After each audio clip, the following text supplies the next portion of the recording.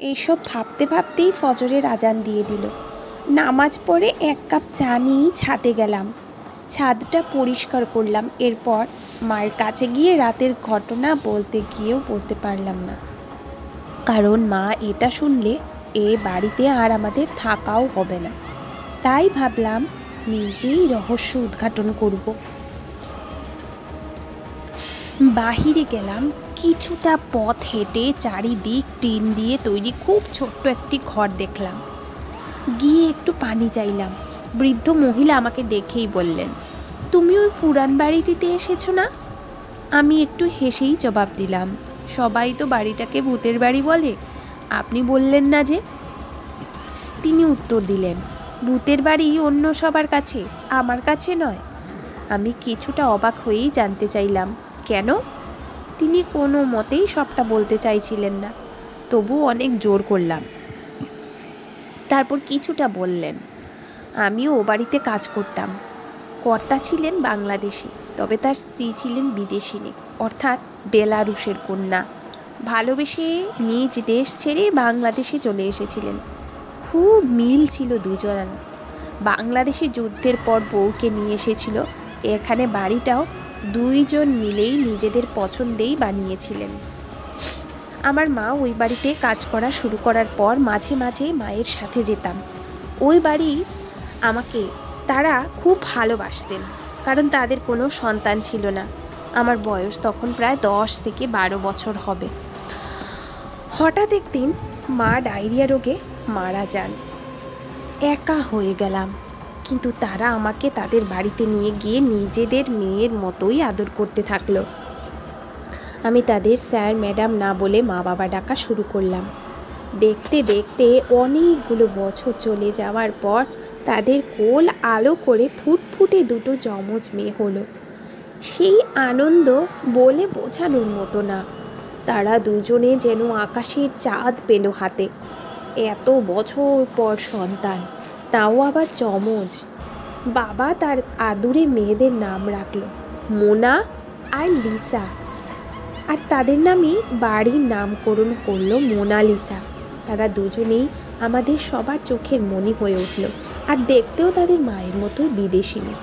এর মধ্যেই প্রশ্ন করে ফেললাম, তারা এখন কোথায় থাকে? বাড়িটাই বা কেন ছাড়লো? এই প্রশ্ন শুনতেই তিনি বড্ড রেগে গেলেন, আর কোনো কিছুই বলতে তিনি রাজি নন। হাজার চেষ্টা করেও পারলাম না তাকে রাজি করাতে। এরকম বের করে দিলেন বাসা থেকে। বাধ্য হয়ে চলে গেলাম, কিন্তু আসল রহস্য না জানা পর্যন্ত কিছুতেই মনকে মানাতে পারছি না। এত সুন্দর বাড়ি, সুখের সংসার, জিনিসপত্র সব তছনছ হয়ে পড়ে আছে। মানুষগুলোই বা কোথায় আছে এখন? আর তাছাড়া ওই মহিলা কি লুকোতে চাইছেন? বারান্দার লেখা রাতের ঘটনা সব কিছু যেন আমাকে এলোমেলো করে দিচ্ছিল। ভাবলাম ওই মহিলাই একমাত্র যে আমাকে এই রহস্যময় কাহিনীর সঠিক সমাধান দিতে পারবেন। তাকে যেভাবে হোক ম্যানেজ করে ধীরে ধীরে সব জানতে হবে। বাগানে গিয়ে দেখলাম বাগান পরিষ্কার করতে লোক নিয়ে এসেছে বাবা। বাবাকে কিছুটা কথা শেয়ার করতে চাইলাম, কিন্তু তিনি যে এই বিষয়ে খুব একটা ইন্টারেস্ট দেখাবে না তা তো আগে থেকেই জানি। এসব ভেবে আর না বলাই হলো না। চলে গেলাম উপরে। বিদেশিনীর পেইন্টিংয়ের দিকে একভাবে তাকিয়ে রইলাম আর অপেক্ষা করতে থাকলাম রাতের। আজ রাতে বারান্দায় অনেকক্ষণ বসে আছি। 12টা 30 বের হয়ে রুমে এলাম। কিছুক্ষণ পর আবার সেই কান্নার শব্দ। আজ আর ভয় পেলাম না, এগিয়ে গেলাম। উকি দিয়ে যা দেখলাম তা দেখার জন্য মোটেও প্রস্তুত ছিলাম না। কম বয়সী কোনো মেয়ে হাত পা বেয়ে রক্ত গড়িয়ে পড়ছে, চুলগুলো বাতাসে উঠছে, মেয়েটা গোঙাচ্ছে। কি ভয়ঙ্কর দৃশ্য! কতক্ষণ তাকিয়েছিলাম জানি না, তবে জ্ঞান হারিয়ে পড়ে গিয়ে মাথায় অসম্ভব চোট পেয়েছিলাম। সকালবেলা জ্ঞান ফিরতেই দেখলাম মা মাথায় পানি দিচ্ছে, বাবা পাশে বসে মাথায় হাত বুলাচ্ছে। তাদের কি উত্তর দিতে পারলাম না।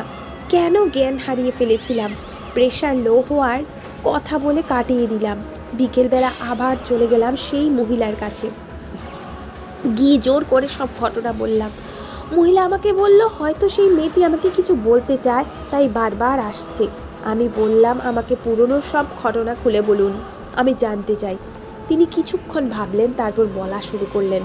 মোনালিসা আস্তে আস্তে বড় হতে থাকলো।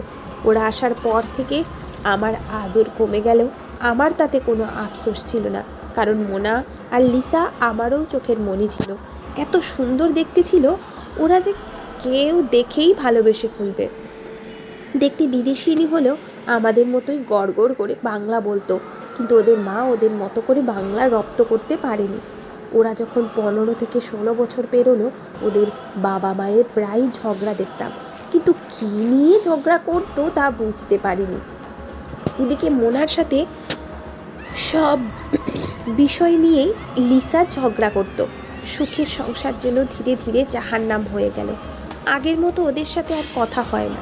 আমার নিজেকে একা একা লাগতো খুব, যে যার মতো পড়ে থাকতো। মোনা সারাক্ষণ পড়াশোনা নিয়ে থাকতো আর লিসা থাকতো গান বাজনা নিয়ে।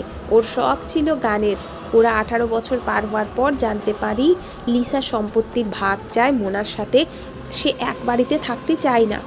এদিকে বাবা মায়ের এত আদরের এত প্রতীক্ষার দুই সন্তান কিভাবে আলাদা করবে? এমনকি আমাদের সামনে বাবা লিসার পায়ে ধরে অনুরোধও করছে, কিন্তু কোনো লাভ হয়নি। লিসা আমাদের কারোর সাথেই থাকবে না। মোনা সব সহ্য করতে পারলেও বাবা মায়ের কষ্ট সহ্য করতে পারতো না। সারাদিন আমার কাছে মুখ বুজে কান্না করেই যেত, কিন্তু লিসা কোনো আলাদা হতে চায় এই বিষয়ে কিছুই আমাদের জানায়নি। এক পর্যায়ে মেয়ের অত্যাচারে অতিষ্ঠ হয়ে বাবা সিদ্ধান্ত নিল লিসাকে আলাদা করেই দেবে। তিনি লিসার কাছে কিছু সময় চাইলেন আলাদা বাড়ি বানিয়ে দিতে। সিদ্ধান্ত অনুযায়ী কাজও চলছিল, কিন্তু মহিলাটি থমকে গেলেন। আমি তার হাতে হাত রেখে জানতে চাইলাম, কিন্তু কি? আবার বলা শুরু করলেন। সেদিন ঘুম একটু দেরিতে ভাঙল। চোখ এখনও ঘুম, তবু ওঠে রান্নাঘরে চা বানানোর জন্য যাচ্ছিলাম। দেখলাম বাবা মায়ের রুম থেকে রক্ত গড়িয়ে আসছে। একটু একটু রক্ত নয়, অনেক রক্ত। দেখে ঘুম উড়ে গেল। বড় বড় চোখে তাকিয়ে রইলাম। দৌড়ে চলে গেলাম মোনালিসার ঘরে। গিয়ে তো চক্ষু ছানা বড়া হয়ে গেল। মোনালিসা, দুজনের যে কোনো একজনের চিহ্ন বিচ্ছিন্ন লাশ পড়ে আছে, আর বারান্দায় দাঁড়িয়ে আছে এদের দুজনের যে কোনো একজন। আমার হাতে একটি চিরকুট দিয়ে ওর হাতের পায়ের রগ কেটে ফেলল। কি ভয়ঙ্কর দৃশ্য, আজও ভুলিনি। জিজ্ঞেস করলাম, বাবা মা কি বেঁচে আছে? মাথা নাড়িয়ে না সূচক উত্তর দিল। কান্না থামাতে পারলাম না। বললাম, কেন সবাইকে মেরে তুমিও চলে যাচ্ছ? আর তুমি কি মোনা নাকি লিসা? কেন করলে এমন? সে ধীরে ধীরে জানালার গ্রিল ধরে দাঁড়িয়ে মৃত্যুর কোলে ঢলে পড়ল। আমি আবার জিজ্ঞেস করলাম, চিরকুটটিতে কী লেখা ছিল? তিনি বললেন, ভালো থেকো। এতটুকুই ছিল। তারপর এক দৌড়ে চলে গেলাম নিচে। সবাইকে হাত দিয়ে ওপরে দেখালাম। এখনও ওর লাশ গ্রিল ধরেই দাঁড়িয়ে আছে, যেন দেখে মনে হচ্ছে এখনও জীবিত। মুখে কিছুই বলতে পারলাম না, জ্ঞান হারিয়ে ফেললাম। এরপর আর কিছুই দেখিনি। আমি শুনলাম বাবা মায়ের লাশ নাকি ছিন্ন ভিন্ন অবস্থায় পাওয়া গেছিল। পুলিশ এসে অনেক প্রশ্ন করলো, সব উত্তর দিলাম। যেহেতু খুনি নিজেই সুইসাইড করেছে, তাই কেস ওখানেই ডিসমিস।